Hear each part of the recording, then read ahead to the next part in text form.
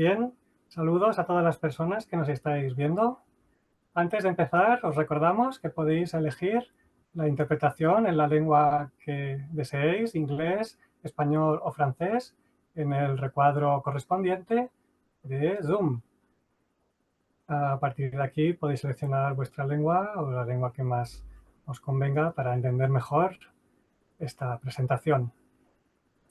Ahora mismo pasan 2 minutos de las 7 de la mañana en San Francisco de California, las 11 en Sao Paulo, las 4 de la tarde en Johannesburgo, las 10 de la noche en Singapur, medianoche en Melbourne y la hora que marque vuestro reloj si nos veis en diferido en este jueves 27 de junio, 2 días después del Día Internacional de la Diversidad Sexual y un día antes del Día del Orgullo. Os damos la bienvenida a este webinar de presentación del nuevo grupo de trabajo de archivos y archivistas de la diversidad afectiva, sexual y de género, impulsado por el Consejo Internacional de Archivos. Mis colegas y también miembros del grupo Amel Sharon en Bengaluru, Karnataka, India, y Marco Enríquez en Guadalajara, Jalisco, México, y yo mismo, Jordi Padilla Delgado, desde el Archivo Municipal de Lloret de Mar, Cataluña, España, con el apoyo logístico de María Paula García Mosquera, directora de comunicación en la sede central del Consejo Internacional de Archivos en París, la capital francesa. Os acompañaremos durante más o menos una hora en un trayecto de análisis, descubrimiento y crítica de las relaciones intensas y poderosas que se establecen entre los archivos, la ciencia archivística y la comunidad de personas que se sienten al margen de la mayoría heteronormativa y de género. A lo largo de la historia y de manera global, esta comunidad ha estado sometida a la marginación social y a la estigmatización, cosa que ha provocado la destrucción de una cantidad importante de archivos y documentación que nos hubiera ayudado en la actualidad a conocer mejor el colectivo. Sufrimos así una ausencia importante, especialmente de documentación generada por las propias personas encuadradas en la diversidad afectiva, sexual y de género hasta el inicio del siglo XX. Como contraste, asistimos a una explosión de archivos comunitarios producida a partir de la revolución contracultural de la década de 1960, en nuestro caso especialmente desde las revueltas de Stonewall en 1969, que conmemoramos mañana. En cualquier caso, los archivos de la diversidad afectiva, sexual y de género se han constituido en archivos de sentimientos, tal como proponía Anne Kvetkovich hace ahora 20 años en su obra fundamental An Archive of Feelings, un archivo de sentimientos. Pero no estamos solos. Contaremos también con la participación de otras 3 personas, conectadas desde Santiago de Chile, París y Yakarta, para compartir con la audiencia sus conocimientos y prácticas en relación a este tipo de archivos y fondos documentales. Después de conocer estas experiencias, abriremos un tiempo de debate en el cual nos gustaría contar con vuestra participación. Podréis formular preguntas por escrito en el espacio de preguntas y respuestas habilitado como es lo habitual en Zoom. Para concluir el webinar, Amel nos explicará con más detalle cuáles son los objetivos del grupo y cómo podéis participar en él.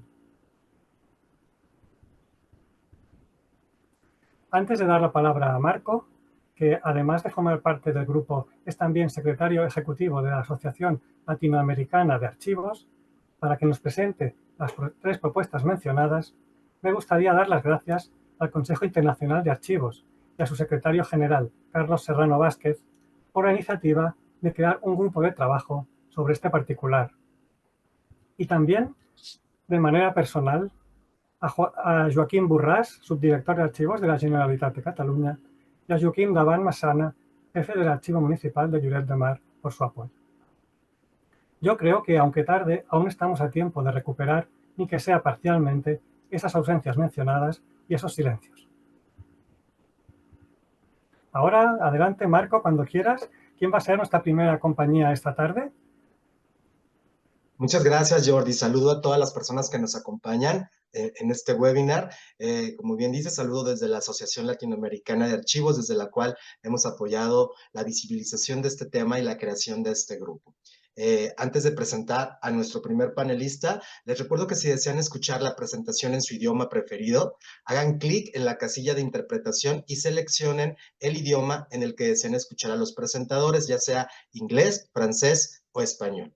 Bien, pues voy a permitirme presentar a nuestro primer panelista que nos acompaña desde Chile. Él es Alejandro de la Fuente, es investigador y archivero de arte contemporáneo con un máster en estudios de la información por la Universidad McGill de Canadá. Actualmente es miembro del Departamento de Estudios Mediáticos y del colectivo Redes y Enlaces de Arte Latinoamericano. Ha trabajado en proyectos de archivo para artistas como Víctor Hugo Codocedo e instituciones como el CEDOC.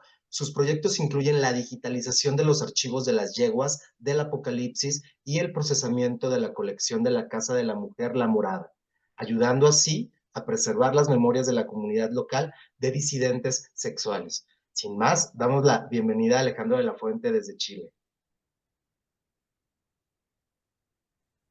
Hola a todos. Muchas gracias, Marco, por la presentación y a bueno, Ica por organizar este encuentro. Voy a compartir mi pantalla.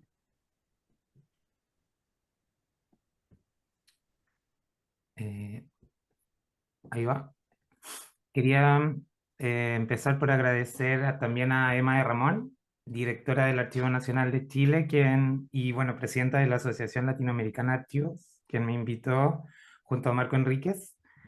Em, Como decía, mi nombre es Alejandro de la Fuente, soy investigador y archivero y voy a presentar una experiencia, por el tiempo, una sola experiencia de archivo que trabajé junto a Fernanda Carvajal, quien es postdoctora de sociología, es académica de la UBA igual, vive en Buenos Aires, pero es chilena, chilena-argentina, y juntas hicimos un proyecto de archivo para recopilar la documentación de un colectivo artístico chileno que fue más o menos referencial para las disidencias sexuales, em, porque comenzaron su proyecto artístico en medio de la dictadura militar chilena. Entonces yo para introducir un poco el contexto de este colectivo quería compartirles este video, que es un reportaje que salió, perdón, en la televisión chilena. Ah.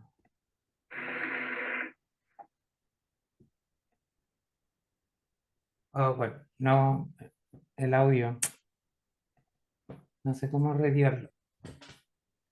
El punto es, bueno, quería presentar cómo es el contexto en el que se desarrolló este colectivo fue la dictadura chilena y el final de la dictadura cuando comienza un proceso de plebiscito nacional y en 1988 se vota el retiro de Augusto Pinochet, el dictador, para pasar a un proceso de democracia después de 17 años.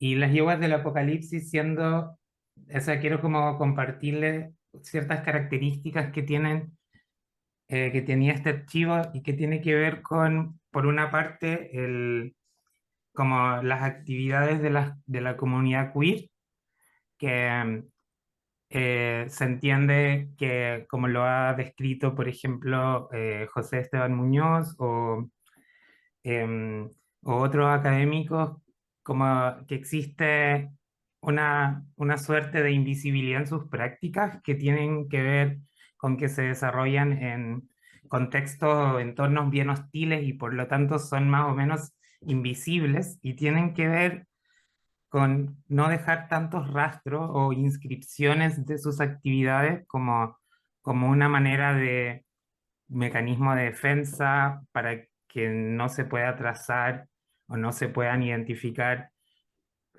visiblemente como parte de esa comunidad, y por lo tanto en ese sentido sus inscripciones, sus documentos o sus huellas son menos, eh, esta- es- están menos como disponibles, porque la comunidad queer también tiene la característica de que crean sus propios espacios donde nos sentimos seguros, con quienes podemos compartir nuestras prácticas abiertamente, como al punto de que pueda quedar una inscripción, como por ejemplo una fotografía, se da en estos contextos seguros y con esta misma comunidad. Entonces, esa es una dificultad muy importante para poder eh,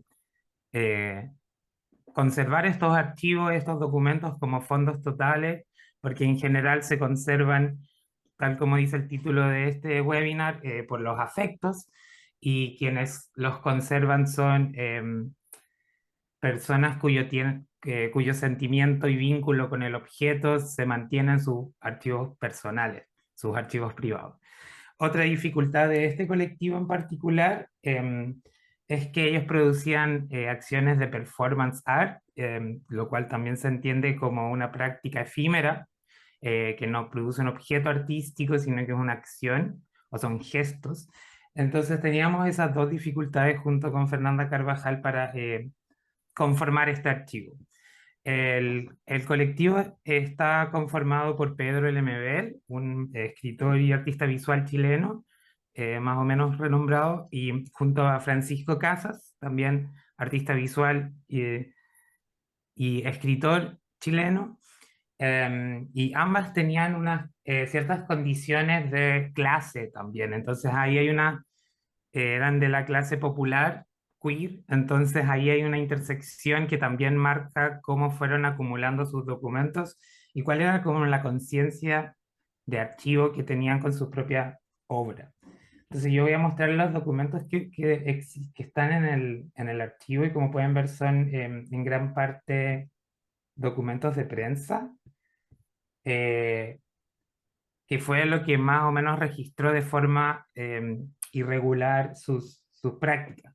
Aquí tenemos una fotografía de la fotógrafa chilena Paz Errázuriz, una de las acciones que realizaron en la Comisión Chilena de los Derechos Humanos. Este colectivo hacía también la conexión, el vínculo entre la comunidad LGBT con la violación a los derechos humanos y la desaparición de personas que ocurrían durante la dictadura, a la vez que con las políticas del VIH-Sida. Entonces su obra es bien compleja.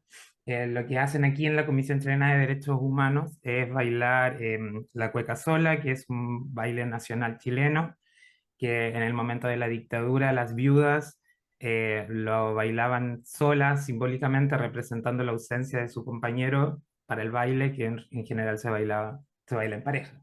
Aquí podemos ver otro registro de este vínculo con las políticas de VIH.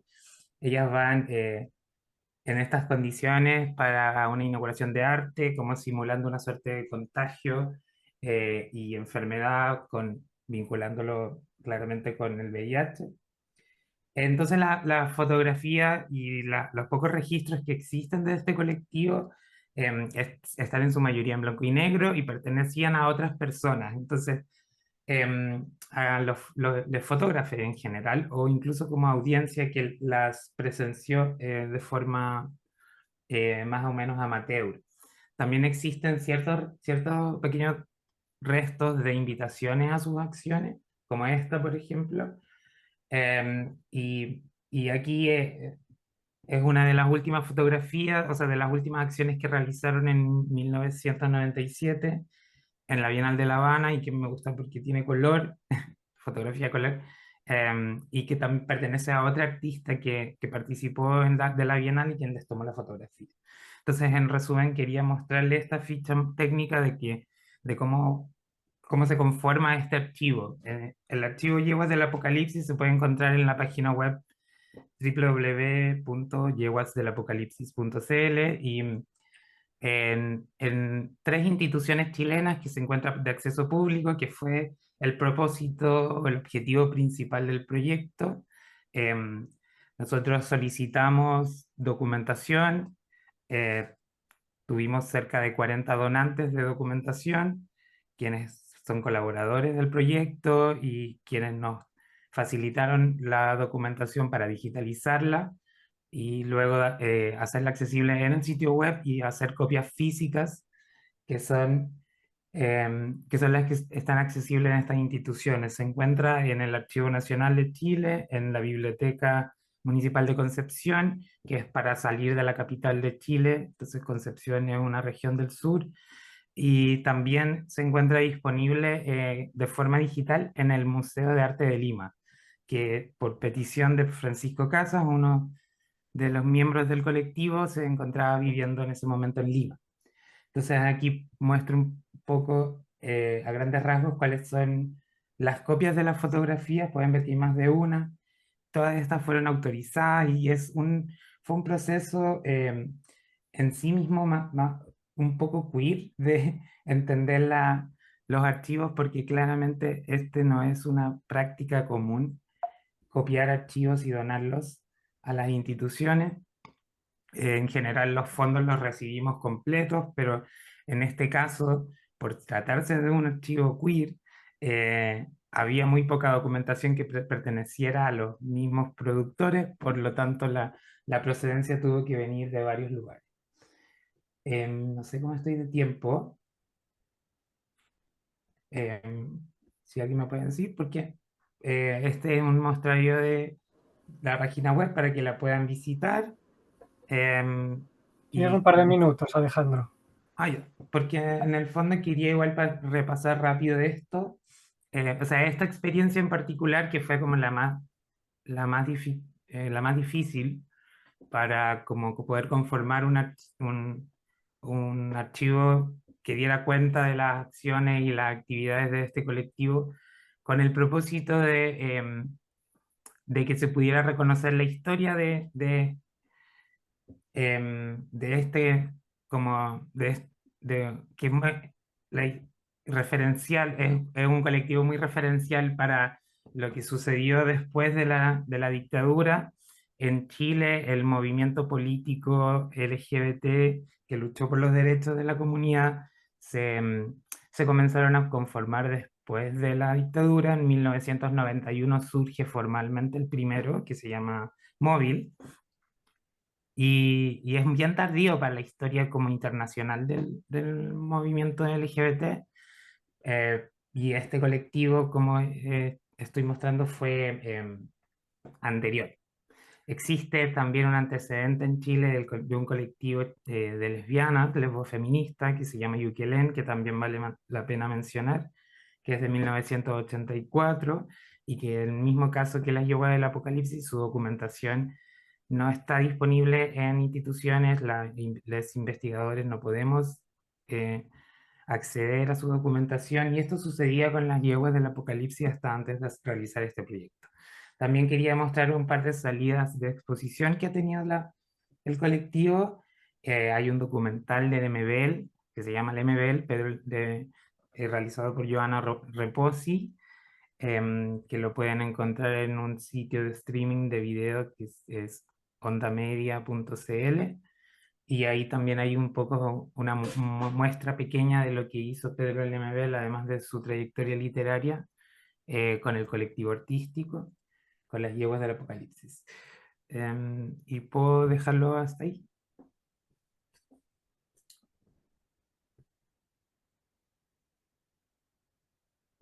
Muchas gracias. Muchas gracias a Alejandro por su presentación.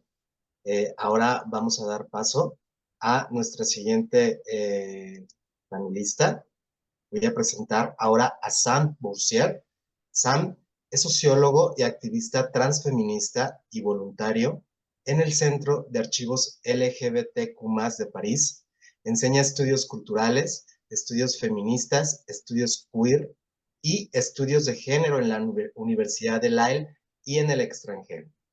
Su próximo libro, Le Pulse, del Archive CES en Nos-Culvat, será publicado por Camburakis a principios de 2025. Adelante, San. Bonjour tout le monde, est-ce que vous m'entendez? Est-ce que vous voyez le PowerPoint? Vous m'entendez? C'est bon?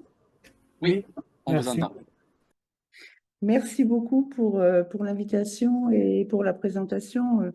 C'est vraiment important pour nous, le Centre d'archives LGBTQI Paris, d'être ici et de participer à cette réflexion YCA. Et évidemment, ça l'est peut-être plus encore dans la conjoncture politique actuelle où on se pose des questions sur l'accès aux archives, leur fonction et leur pérennité dans des pays gouvernés ou en passe d'être gouvernés par l'extrême droite.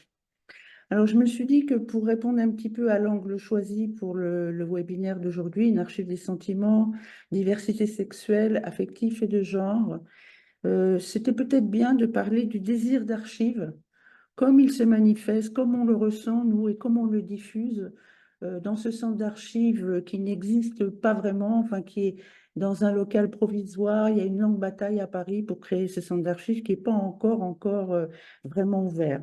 Mais je me suis dit, plutôt que d'aller sur ces problèmes, que parler de tout ça, de ce désir d'archives, c'est aussi archiver nos affects queer par rapport aux archives et voir à quel point ce désir est grandissant et comment il remplace, concurrence en tout cas, d'autres affects peut-être plus anciens, plus straight pour les archives, le mal, les mots, la fièvre. Il n'y a pas si longtemps, et c'était le cas encore chez les LGBTQI+, c'était un peu cette sémantique déridienne, en tout cas dans l'univers euro-américain, qui prenait un peu toute la place pour décrire la violence archivale des archives institutionnelles, bien sûr, et voir comment elle se traduisait pour les minorités sexuelles et de genre. Je ne veux pas dire par là que ce n'était pas utile, mais peut-être qu'on peut faire autre chose. Alors, donc, je vais plutôt aller, comme je le disais, sur le désir d'archives et un petit peu comment ça se traduit chez nous au centre, avec un petit rappel. Donc, notre centre est animé par le collectif Archives LGBTQI+, qui a été créé par ACT UP en 2017, à la suite d'un film que vous avez peut-être vu, un film de Campillo, qui est un ancien activiste d'ACT UP et qui avait fait ce film 120 battements, donc sur l'histoire de l'association de lutte contre le sida. Notre collectif est composé de personnes et d'associations et donc nous attendons un lieu, nous sommes en négociation avec la mairie dans le 19e arrondissement de Paris, qui est un quartier plutôt populaire. Et depuis 2022, nous sommes ouverts au public avec un local et 2 réserves, donc dans un tiers-lieu qui est situé dans l'ancienne université de Paris-Sorbonne, dans le 5e arrondissement de Paris. Alors, on a un fonds d'archives physiques de 150 mètres linéaires, on a produit plus de 100 heures d'archives orales et une chaîne de podcasts, ça c'est nos réserves, pardon. Ça, c'est la chaîne de podcasts avec 30 épisodes sur 4 saisons. L'idée, c'était que les gens aient des archives dans les oreilles, se baladent avec et ça marche plutôt bien. On programme les archives. On a fait une première programmation qui a bien marché. Tout ça pour dire qu'on fait beaucoup de choses. C'est pour dire le désir, c'est pas pour dire la productivité de ce qu'on fait. Et souligner quand même qu'on est des bénévoles et que le collectif n'est pas opposé à prendre de l'argent public et privé et qu'effectivement, on ne pourra pas continuer uniquement avec des bénévoles. Moi, il y a 20 ans, j'étais déjà impliquée dans cette histoire de centre d'archives à Paris, bon, qui n'a pas marché. Et je vois bien qu'il n'y avait pas ce désir d'archives très intersectionnel et il n'y avait pas cette idée de développer une culture de l'archive vivante. En tout cas, c'est ce qui se passe là dans notre petit centre. Et c'est vrai que la stratégie archivale des centres d'archives LGBTQI consiste souvent, et c'est bien compréhensible, à revendiquer leur autonomie par rapport aux archives institutionnelles, pour éviter des formes d'incomplétude et de dépossession. Bon, il arrive avec l'exposé qu'on vient d'avoir d'Alexandro que ça se passe bien aussi avec les archives institutionnelles. C'est vrai que souvent, on a cette idée, et c'est très valable, de nommer les formes d'incomplétude en parlant d'effacement, d'invisibilisation, en disant que ça doit être contré par la fameuse visibilité. Moi, je pense qu'il y a à boire et à manger maintenant dans cette notion, mais bon, ou l'exclusion à contrer par l'inclusion néolibérale, je ne suis pas sûre que ce soit la meilleure solution. Donc, il y a des solutions, il y a des disciplines qui s'imposent, et souvent l'histoire, écrire l'histoire, dire comment c'était, ce qui s'est passé. Nous ne sommes pas contre, mais aujourd'hui, je voudrais dire que dans le centre, on travaille sur d'autres formes d'incomplétude, d'autres pratiques d'archives qui ne sont pas focalisés sur l'histoire. C'est quand même le récit moderniste, la discipline reine, le couple archiviste-historien de la modernité. Bon, peut-être qu'il y a beaucoup de choses à dire, même si l'histoire a beaucoup changé. Et peut-être que nous, la question qu'on essaye de se poser en ce moment, qui n'est pas celle des historiens, savoir comment ça s'est passé, c'est plutôt à quoi ça sert d'autre l'archive et à quoi ça sert d'autre qu'à dire la vérité, ou encore qu'est-ce que je peux désirer dans l'archive. Et alors la question devient celle peut-être de la non-séparation des archivés d'avec leur capacité d'agir, d'avec leurs archives, de leur vivant, et j'insiste beaucoup là-dessus. Et l'idée est donc de contrer en fait les formes multiples de séparation, de dislocation, de dissociation d'avec nos archives et les archives. Et ce qu'on appelle l'itérabilité de l'archive et son pouvoir de resynchronisation peuvent nous aider à le faire. Qu'est-ce que c'est l'itérabilité de l'archive? C'est tout ce qui relève de sa production, de sa reproduction, de sa répétition, de sa réactivation, de sa circulation, quand elle est faite par d'autres actrices que les actrices traditionnelles et les gatekeepers de l'archive. Et là-dedans, je mettrai un peu les sciences sociales. Ce potentiel de non-séparation des corps producteuristes d'archives d'avec les archives, ce pouvoir rassembleur et politique des corps et des archives dans une temporalité des espaces et des projets communs débouche sur de la resynchronisation. Car les archives recèlent un pouvoir de rassemblement des personnes et des corps dans une temporalité qui n'est pas celle du passé mais du présent et du futur. Et la resynchronisation s'oppose à la séparation des archives d'avec les corps qui les produisent, qui peuvent les utiliser ou les remettre en circulation de leur vivant. Elle s'oppose aussi à la séparation entre supports d'archives, à la séparation entre les producteuristes d'archives et les archivistes en charge de l'inventaire, de l'indexation et des descriptions. Et c'est ce potentiel de non-séparation des corps producteuristes d'archives d'avec les archives et d'avec leur pouvoir rassembleur et politique dans une temporalité des projets communs qui implique que la rencontre, et je vais en donner quelques exemples, est une des grandes modalités des archives vivantes et désirantes. Alors, comment est-ce qu'on va à la rencontre des archives? Où? Pourquoi? Comment ça se passe? Je vous donne quelques exemples pour finir. Les archontes que dénonçait Derrida ne peuvent pas vraiment rivaliser avec un site, un podcast, un groupe Facebook, des performances, des histoires orales sans fin, une cartographie, un atelier d'archives, qui en plus sont fabriqués par les archivés qui sont devenus des archivactrices, des foyers d'archives plus que de simples sources d'archives.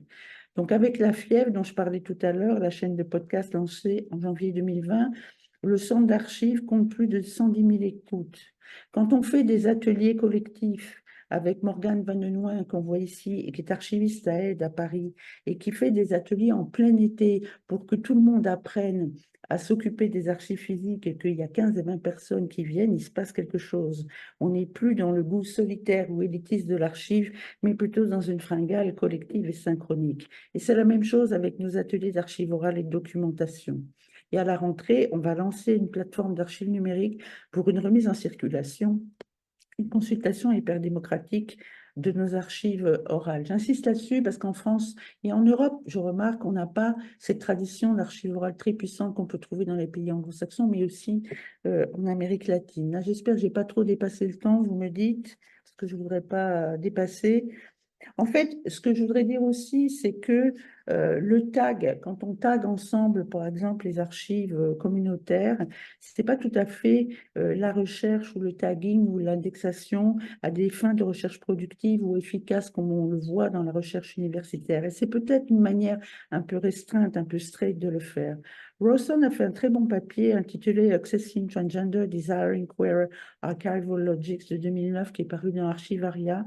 Et il conteste un peu cette indexation ombilicalisée aux standards, au canon de la recherche universitaire. Et c'est vrai qu'il est différent de la recherche que peuvent pratiquer des personnes à la recherche ou des collectifs de leur devenir, de la subjectivité LGBTQI+, qui ont envie de se plonger dans la diversité des expériences LGBTQI+. Et ça renvoie à la question de savoir, quand on cherche, est-ce que l'on cherche, est-ce qu'on doit savoir ce qu'on cherche, est-ce qu'on doit trouver ou naviguer, trouver ou se frotter, toucher, où être touché. Est-ce que la fonction recherche dans les archives, c'est search avec les fameux mots-clés ou browse? Est-ce qu'il ne faut pas plutôt favoriser la rencontre, la promenade avec les archives. Et d'ailleurs, Lawson, à un moment, dit, pourquoi ne pas admettre que les archives peuvent aussi nous désirer? Et se laisser désirer par les archives, c'est ce qu'a fait Raquel Borghi, qui est dans notre collectif aussi, qui est performeuse, activiste et prof en école d'art. Elle était partie en résidence aux archives gays du Québec et elle s'est retrouvée devant des boîtes d'archives qu'elle ne connaissait pas. Donc, elle a demandé aux boîtes d'archives de la choisir en prenant au hasard et en pratiquant ce qu'elle appelle une forme de mancie, de boiteau-mancie revendiqué. Voilà ce que je voulais dire, que la rencontre avec les documents, les films, les objets, les affects, les émotions et les corps, c'est un air différent de celui de la recherche scientifique de la vérité, du cadre épistémologique de l'histoire et des sciences sociales. C'est un peu la question de Nietzsche, la vérité ou la vie? La vie, pour les archives aussi. Et la question devient alors comment faire vivre l'archive, en assumer la dimension biopolitique tout en rejetant la dimension nécropolitique. Et c'est un peu ce qu'on a essayé de faire avec notre exposition au Palais de Tokyo en mai dernier, qui était intitulée Alix au Pays des Archives et qui était toute un petit dispositif basé sur la présence et la corporalité et comment être physiquement à la rencontre des archives. Et aussi ce qu'on va faire vendredi, vous êtes les bienvenus si vous êtes à Paris, où ça fait 2 ans qu'on programme de l'archive dans les cinémas et en fait les gens viennent et les gens y regardent les archives ensemble dans une salle de cinéma. Voilà, je vous remercie beaucoup pour votre attention.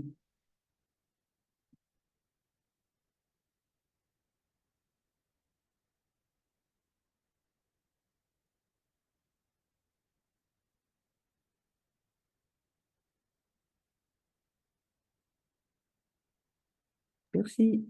Bien, muchas gracias a Sam Boursier por su presentación. Gracias, Sam. Y ahora continuaremos con nuestros terceros panelistas y me voy a permitir presentarles. En principio les voy a presentar a Bo. Él tiene más de 10 años de experiencia trabajando en las intersecciones entre el activismo LGBTIQ+, y la prevención y el apoyo relacionados con el VIH, centrándose en la creación de comunidades y en el poder de contar historias.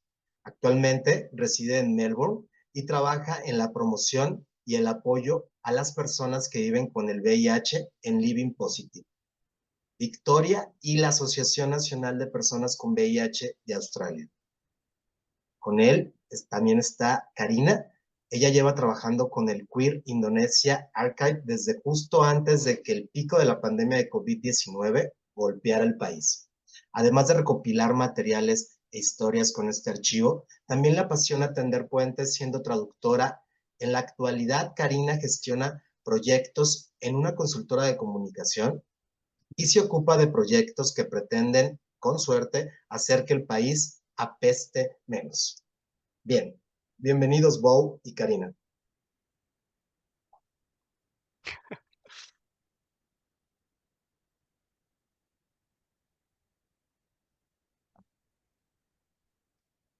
Okay. Okay, we're ready. Hello, everyone. I'm joining from Jakarta, Indonesia. So happy to be here.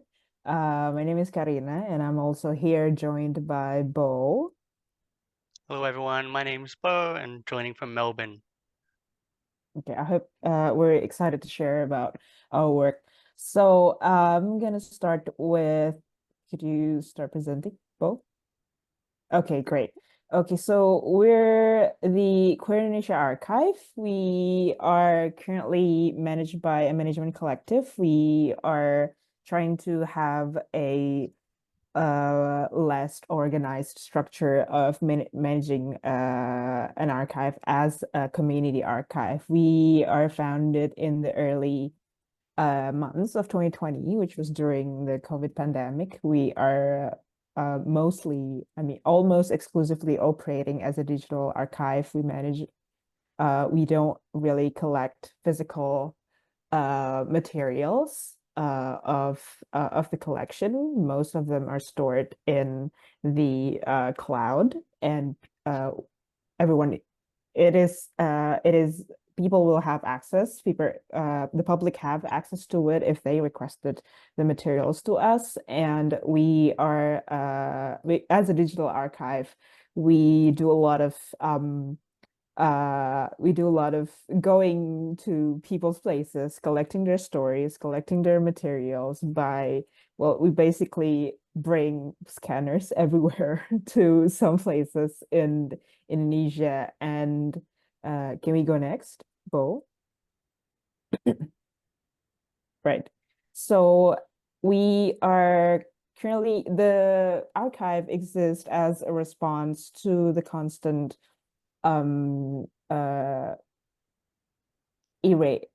constant challenge of the experiences and the narratives of LGBTQIA Indonesians. They're being challenged, erased, and delegitimized in the national collective memory. So it's been going on for a very long time, and a lot of queer people in Indonesia, they don't have access to this information, that they are mostly stored in private spaces, private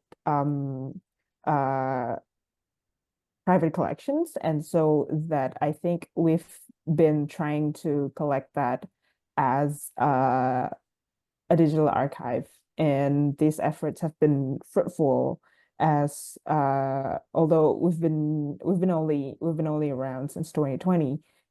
We've been doing a lot of efforts in trying to rebuild that narrative and reclaiming that narrative from the community itself. So, and we've also, it is only within overseas academic institutions that the rich collections and materials about Korean Indonesian can be found. So the consequences to that is that these materials are inaccessible to most Indonesians. And I think we believe that as Indonesians, we share a collective ownership of this history and have the right to access this history. So our project has been trying to promote a memory activism approach within the community. We hope that it fosters collective involvement and participation in the collection and celebration of this history. Over to you, Bo. Thank you, Karina.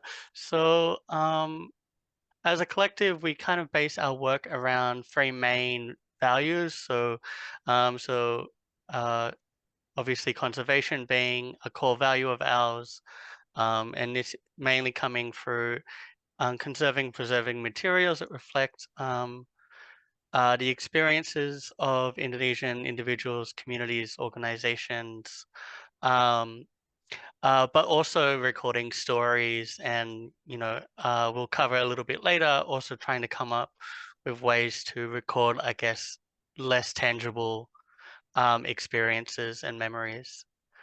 Safety, obviously, given the political context of Indonesia, safety of people reflected in our materials, but also people within the communities we speak to, and people within the collective of the Queer Indonesia Archive itself.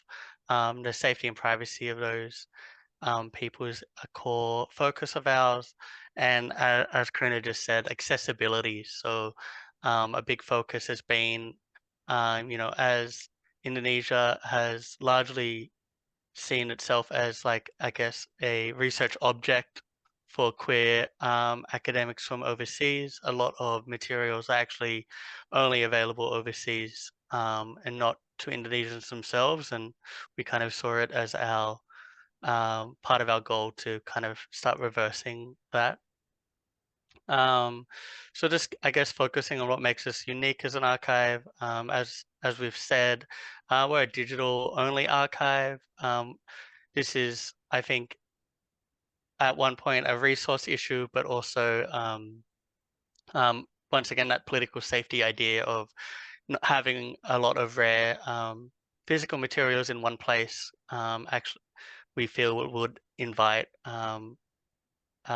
I guess, risk to those materials greater than the safety that we could offer them. We're volunteer run, largely. I don't think we don't have any professional archivists in our group, though some have really reached out to help us. We're not associated with any academic or cultural institution.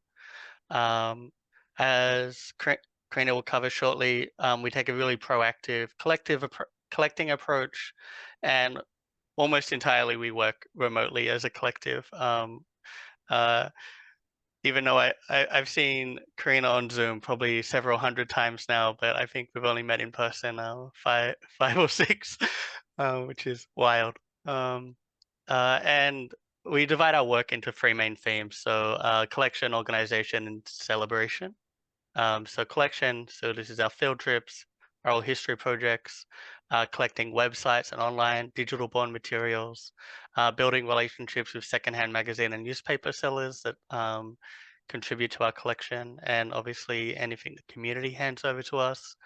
Organization, so this is doing cataloging sessions with volunteers, using volunteers for transcription, forming informal research groups to kind of map out different organizations and timelines. And celebration, so this is kind of exhibitions, creative projects, residencies. We'll cover that a little bit later. Okay, so since 2020, basically after once the COVID-19 pandemic passed, we finally managed to do the most fun part of the process, which is field trips. So we managed to visited some parts of Indonesia in the past around 2021 to 2023. So these are the locations in which we've managed to cover. Basically, we started out with, I think we've been very lucky in connecting with the community, because they would always be they're always welcome. They always welcome us very well, and that they would connect us to people who have access to the materials, or they own the material, they keep the materials, and we visited them. They've been very open, very helpful throughout the process, and I think we've covered more about 10 or 9 cities throughout the field trips, and in all those field trips, I think we've also gained quite a considerable amount of materials. So I think we've been very lucky in that part for the field trips. Let's go next. So these collections, they ranges from newspaper clippings. They can also be photos, personal collection of photos. They keep in photo albums. Also in oral history, we also came to them, talked to them, and they shared their stories, and we recorded them.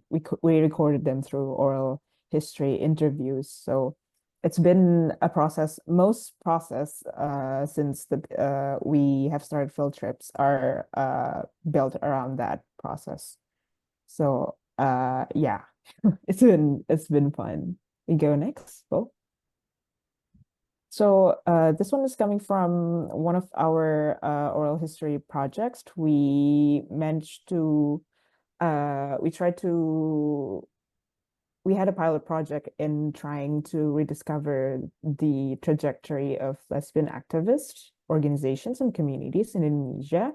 We realized that this should be a specific focus at some point, because I think due to the political climate, and then being queer women being way less visible than other people in queer communities. So we had this pilot project to reach out to lesbian individuals and activists who were involved in the movement in the 90s. And we, one of them, I think Oral History Project has been particularly helpful for us. And also it is particularly one of the ways to collect materials that are intangible, and more often than not, they're not reflected. These stories, these experiences, they are not reflected in materials anywhere. So I think it's been very fruitful. One of the most fruitful modes of collection for us. You go next. Please, Karina, you have only 1 minute more. Thank you. Okay, we'll Yeah. speed through. So in organizing our materials, it's mostly done through our website, but we also have a catalog that we organize through free-to-use software called Notion. This is all done by our volunteers, which kind of helps us keep our ever-growing collection discoverable to community members and researchers. Also lets us kind of flag materials so people can find them in easy ways. Though this is a work in progress for us, obviously setting up these types of systems, I think as the last speaker mentioned, kind of all categorization can be both useful and a trap. So we're also exploring different ways for people to engage with materials as well, which I guess comes into exhibitions. I guess lightning round, Ovi, if you want to. Okay, so the exhibition, we've done 3 exhibitions so far. One of the first one that we did is the queer zines in the 80s, 90s, and early 2000s. They are usually the most common ways for queer communities in Indonesia to share experience through the zines, and some of them still keep these zines. So we reach out to them and we try to we digitize these materials and we put them out with context for one of the exhibitions. And also in the Queer Jakarta in the 90s, we're trying to picture what was the focus of the queer lives for Queer Jakarta since early 90s. And for this exhibition, we had a specific exhibition for AIDS and how the queer community in Indonesia responding to that during the AIDS pandemic in the early 80s through the 90s. Okay, I'll just go really quick for our last few because I don't want to go over, but we'll share some links to some of our other exhibitions. We've also done a number of in-person exhibitions as well. This was one that was about recording people's experiences of space in Jakarta. And we'll be hosting our first online artist residencies this year that we're quite excited about as well. Okay. Thank you, everyone. Thank you. Muchas gracias a todos los panelistas, muchas gracias Alejandro, muchas gracias Sam, muchas gracias a Karina, a Bo, especialmente a Bo por el esfuerzo de estar en medianoche, la 1 de la mañana en Melbourne. Gracias por todas vuestras presentaciones. Gracias a Marco también por las introducciones. Antes de pasar al debate, me sumo a los saludos y el agradecimiento de Alejandro a Emma de Ramón por su labor infatigable en este campo de estudio y trabajo. Emma, besos, abrazos. Y tanto Amel como Marco como yo teníamos algunas preguntas, pero yo creo que vamos a dejar que sea la audiencia la que nos diga qué quiere saber de vuestras experiencias y pasamos directamente a comentar sus preguntas, si os parece. Por ejemplo, la primera planteada por Miguel Alonso Hernández. En la legislación de archivos de Chile hay un entrecruzamiento con la Ley de Protección de Datos Personales. ¿Es en Chile un dato personal sensible la orientación sexual o el estado de salud? ¿Los investigadores tienen que pedirle permiso a la familia de Mebel para tener acceso a archivos institucionales? Son algunos problemas incluso para archivos históricos institucionales. Supongo que es una pregunta para Alejandro. Adelante, Alejandro. Gracias, Jordi, y gracias a Miguel por la pregunta. Como que la escribí por el chat, pero la voy a responder igual. A ver, no es como mi especialidad la legislación, pero en Chile no hay una ley de archivo, en primer lugar. Sé que hay, bueno, hay prácticas y hay ética profesional para la protección de datos personales, pero se aplican como con diferentes grados dependiendo de las instituciones. Y creo que es una muy buena pregunta el tema del dato personal sobre la sexualidad. Imagino que en temas de documentación de salud, sobre, por ejemplo, el estado seropositivo, eso tiene otro tipo de tratamiento. En mi experiencias personales, que han sido más bien con archivos culturales, eh, em, nunca aparece un dato explícito de la sexualidad de las personas, entonces no ha sido como una pregunta que me he hecho como dato sensible. Eh, sí, y quería la última pregunta porque eran tres en una.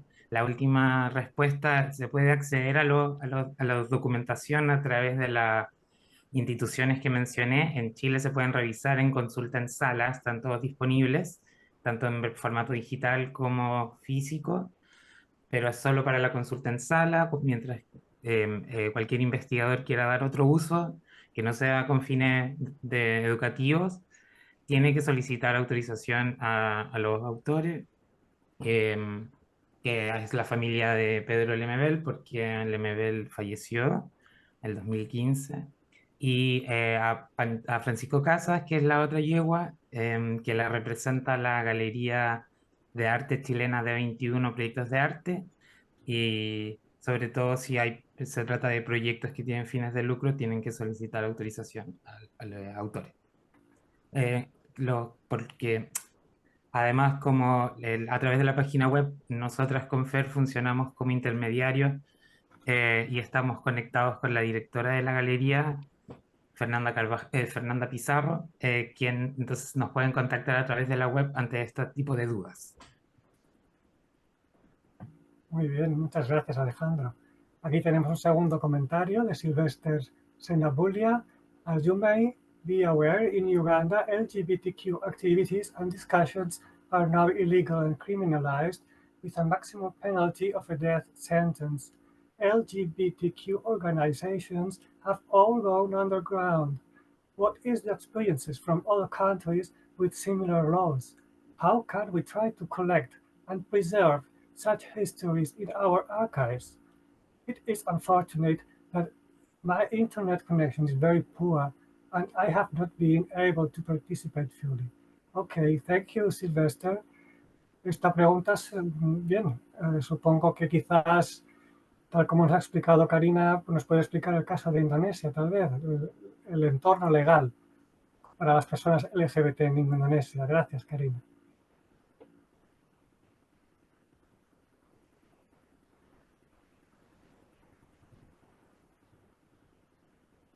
Creo que esta pregunta sería para cualquiera de los tres que nos pudiera, ¿Sí? o de los cuatro que nos pudieran ayudar a contestar. De acuerdo.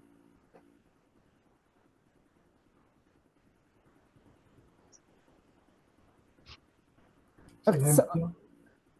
Okay. So I think we've been also trying to this year, we've also been more aware of how these threats are always in the air. Like we don't know how we don't know how they come, especially before the election. So early this year, we just wrap up our election, and before the election, there usually the debates about how queer and LGBT issues is raising again in the media, and that it's always somehow the most common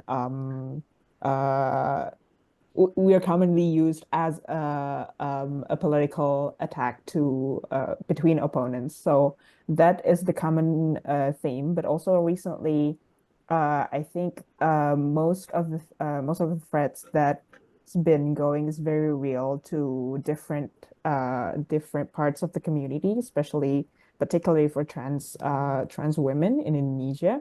But also, I think as an archive, we have been trying to to be cautious about this, and that's why one of the reasons that the archive has been built as a digital archive is because there is a real threat to, especially when we're collecting physical archive. Once it's exposed, there is a real threat to that. There's a real repercussions that we might face if it being a physical archive. So I think it is a constant efforts of being cautious, like all the time, and almost in every sense of the word. So yeah, I think that's from my side. Thank you, gracias Karina. Ahora una pregunta para Sam de Paola Mordechki. J'ai une question pour Sam Boursier. Est-ce que l'archive accueille des bénévoles? Je suis étudiante d'archives et j'aimerais participer. Merci. C'est quoi la question? Oui, de Paola Mordechki. Est-ce que l'archive accueille des bénévoles? Je suis étudiante d'archives. J'entends pas. Désolée, mais j'entends pas. C'est pas Oui. assez fort. Oui, c'est mieux là. Vous m'écoutez, Sam? Oui. Oui. Est-ce que l'archive accueille des bénévoles, des volontaires, je crois, pour faire des volontariats au archive, votre archive? Est-ce que ce sont des bénévoles qui font l'archive? Ah, d'accord. Est-ce que c'est que des bénévoles? Parfait. Parce que vous avez un candidat pour participer. Ah oui? Ah, mais... Oui. Ah oui, Ah, je suis étudiant d'archives à participer. Oui, oui, avec plaisir. Et faut qu'il nous contacte. Non, c'est d'accord. pas vrai. Ah, mais c'est bien. Un après-midi Oui. très utile.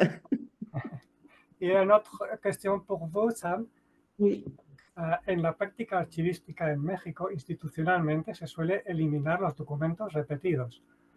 Nosotros en AMD solemos hacer intercambio o donación con otros archivos LGTB, documentos que tenemos repetidos, para evitar su destrucción. ¿Ustedes hacen algo similar?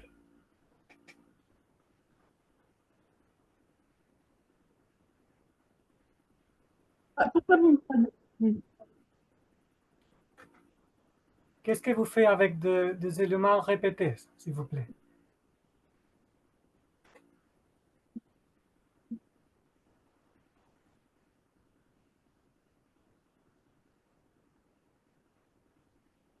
Oui, tout à fait. Et c'est l'occasion là de parler d'un réseau d'initiatives d'archives ou de centres d'archives ça peut être aussi des bus dans les zones rurales, etc., qui vient de se constituer en France et qui s'appelle Big Data. Je vais le mettre dans le Big Data. Et où justement on échange non seulement les doublons dont vous parlez, mais aussi des expériences, des manières de documenter, des logiciels, etc. Et je pense qu'en Italie, il est en train de se constituer un petit peu la même chose. Donc tout ça, vous voyez, vraiment pour dire qu'il y a un réseau et ça va être très utile aussi en cas de difficulté avec ce qui nous attend en France et ce qui se passe en Italie aussi pour justement mettre les archives en sécurité. Merci, Sam. Y la dernière question, perdón, paso otra vez al castellano. Por desgracia no tenemos tiempo para mucho más. Una última pregunta para Bo y Karina. Have you sought any collaboration with other queer archives locally or internationally? Or is your volunteer status fine as a model for you? I think as Sam highlighted, most archives survive off the backbone of volunteers. I don't think there are many countries in the world that have the funding necessary to keep queer archives kind of doing the endless work that archives require. Unfortunately, there's no other queer archives in Indonesia. Even the queer archive in Australia is 98% volunteer run. We've been lucky with some funding that covers the costs for our field trips. We also access some small grants for normally arts funding to cover the cost of our exhibitions. So, we're lucky that our volunteers don't, they're not giving their own money to cover our activities, but mostly, yeah. And most of the memory institutions in Indonesia, unfortunately, are quite hostile to the idea of collecting LGBTIQA+ materials. And the materials they do have, they mostly have because they don't know they have it. Hasn't been flagged as such. Though we have collaborated with many archives abroad who have helped us by sharing the pieces of Indonesia-related material they have in their collections, which is always delightful to find. De acuerdo. Muchas gracias. Vos, Sam, Karina, Alejandro. Excelentes presentaciones. Ha sido un debate realmente interesante que sugiere más preguntas todavía y que quedan para futuros encuentros. A Mar, Fournier y a otras personas que han hecho preguntas, les prometemos que intentaremos responderles y les enviaremos la respuesta por correo electrónico. Por favor, no sufráis, intentaremos enviar esas respuestas. Gracias. Bien, ahora os dejo con Amel. Amel dirige el proyecto QUAMRA o Archivo Queer para la Memoria, la Reflexión y el Activismo, acogido por la Escuela Nacional de Derecho de la Universidad de India en Bangalore. Nos explicará con más detalle qué quiere ser el grupo de trabajo de archivos y archivistas de la diversidad afectiva, sexual y de género del Consejo Internacional de Archivos, cómo funciona y, sobre todo, cómo podéis participar en él. Por favor, Amel, adelante cuando quieras. Gracias.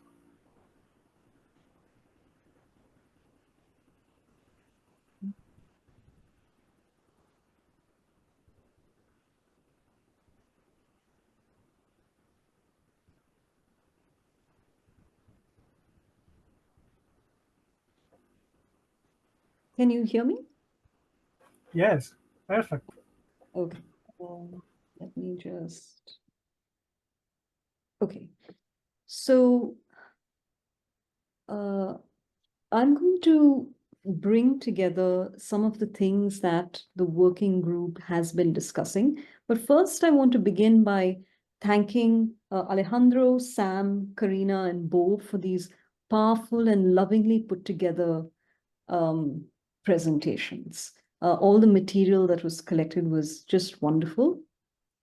And what I'm going to do is start talking about where this idea sort of came from for a working group. On the 10th of May last month, Carlos Vasquez, the ICA executive director, brought together a number of archivists of queer archives or SAGD archives together to simply ask, would a working group on SAGD archives be useful?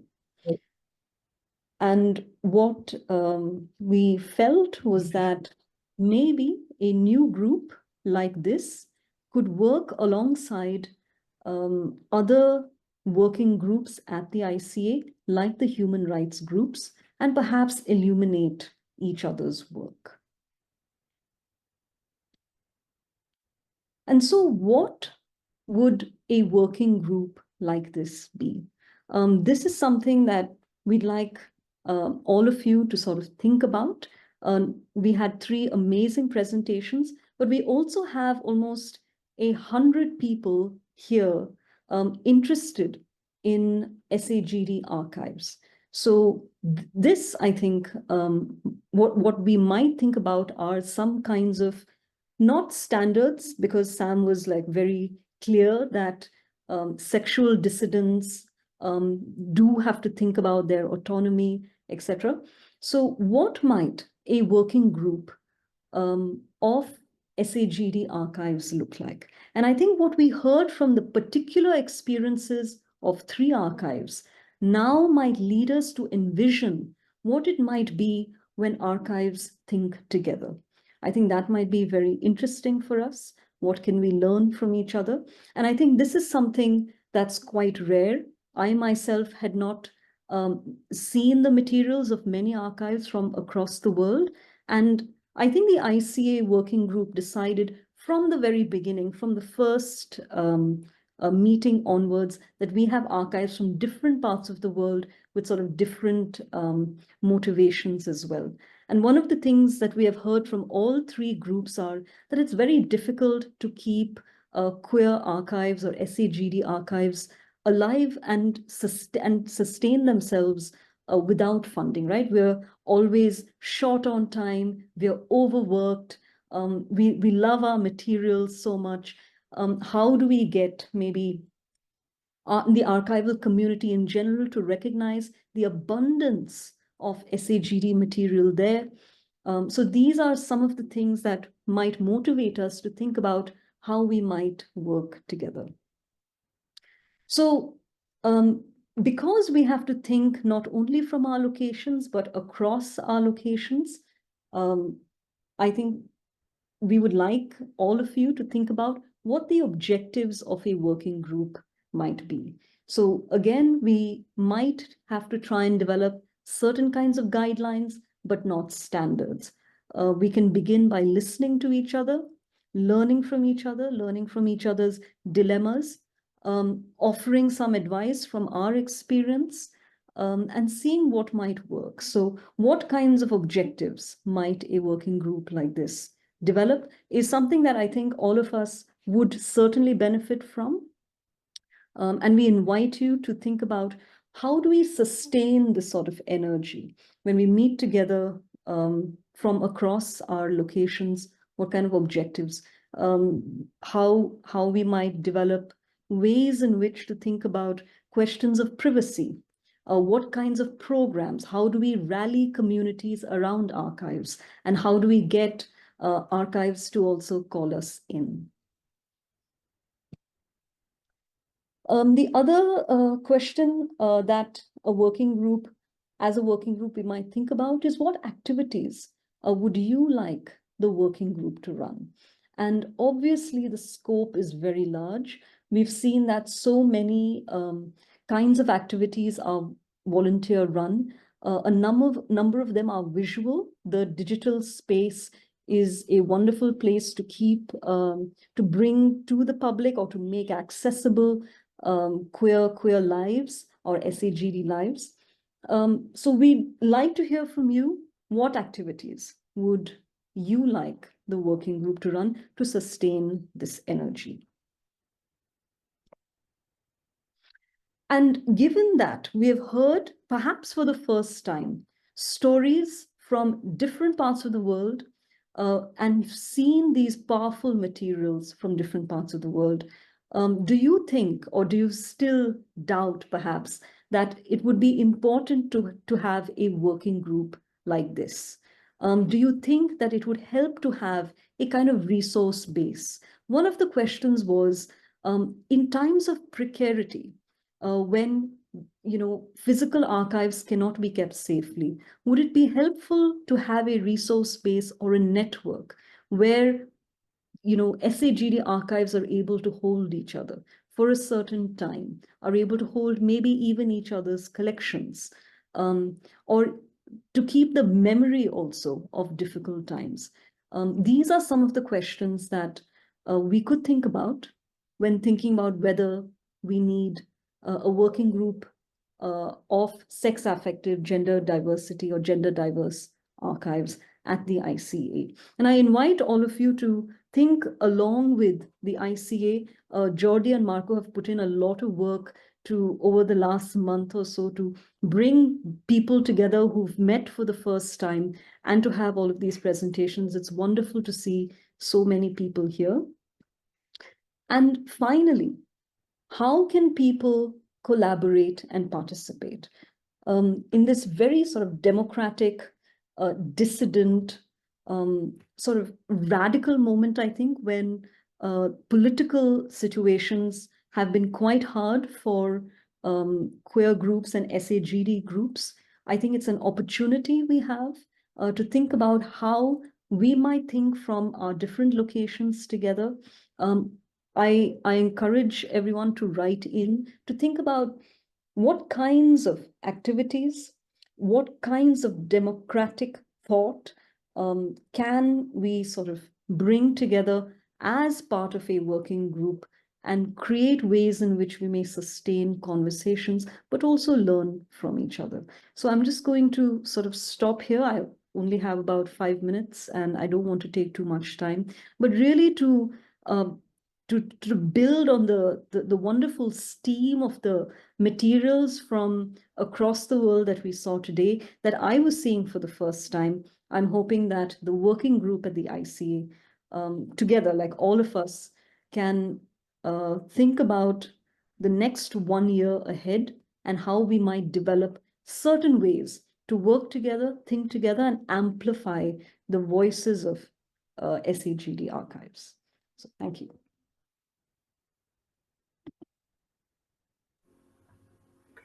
Muchísimas gracias, Amel. Fantástica presentación. Enhorabuena. Muchas gracias. Se supone que ahora deberíamos tener una ronda de preguntas. Hemos contestado algunas del cuadro anterior, como la de Tom Adami, pero no hemos podido responder la de Marc Fournier. Y vamos a hacer otra cosa. Como queremos que contactéis con nosotros, como queremos que nos enviéis correos electrónicos, os invitamos a que hagáis todas las preguntas que queráis sobre el grupo, todas las interpelaciones, todas las propuestas, y las hagáis a través de los canales que tiene el Consejo Internacional de Archivos en su página web. Para cualquier cuestión y para cualquier duda que tengáis, por favor, contactad con nosotros.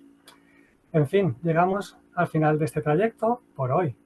Esperamos que este viaje de algo más de 1 hora, en el que hemos comprobado la riqueza y la complejidad inherente al tema planteado y también la importancia que tiene el archivo para la configuración de las identidades sexogenéricas, alternativas y minoritarias, os haya resultado tan apasionante y enriquecedor como a nosotros. Muchas gracias por vuestra asistencia y a todas las personas que han participado de una manera u otra en este webinar. No voy a nombrar a nadie, todas las personas, asistentes, organizadores, impulsores. Esperamos que sea el primero de una larga lista de encuentros. Ya estamos preparando la programación para el próximo curso académico y os invitamos a visitar nuestro sitio web en el espacio del Consejo Internacional de Archivos. Allí encontraréis información, documentos básicos y avances. Os deseamos feliz orgullo y os decimos hasta la próxima, inspirados por Anne Kvetkovich, con una invitación a participar en el grupo de trabajo mediante la rebeldía afectiva y la salida de las sombras, al toque de la campana que propone la poetisa catalana Maria Mercè Marçal, activista feminista y lesbiana, al decirnos en su poema L'ombra de l'altra festa, la sombra de la otra fiesta: bon dia, amor que triomfes de l'ombra, y obres foc nou al tom de la campana. Buenos días, amor que triunfas de la sombra y abres fuego nuevo al vuelo de la campana. Muchas gracias.